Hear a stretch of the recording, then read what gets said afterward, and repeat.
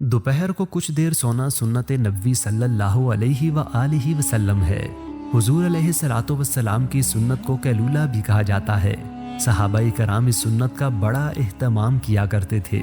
साइब बिन Yazid कहते हैं कि हज़रत उमर बिन खत्ताब जब दोपहर को हमारे पास से गुजरते तो फरमाते, जाओ कैलूला करो। Professor gym horn, director sleep research laboratory England का कहना है, दोपहर 2 से 4 बजे तक इंसानी जिस्म में उतार चढ़ाव का गहरा अमल होता है, इसलिए ज़्यादातर लोगों पर इस वक्त नींद का गलबा होता है।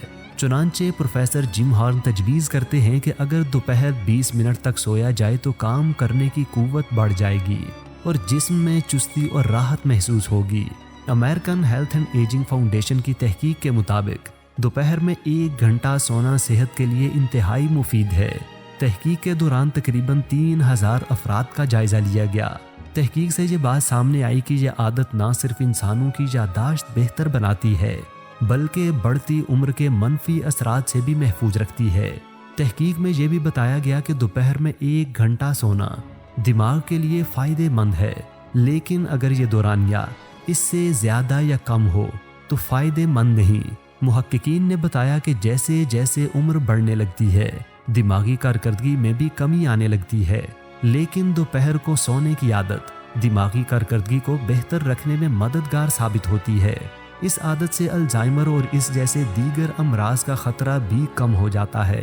तहकीक के मुताबिक जो लोग दोपहर में 1 घंटा सोने के आदी होते हैं, दूसरों के मुकाबले उनकी यादाश्त और रियाजी के मुख्तलिफ सवालात हल करने की सलाहियत बेहतर होती है।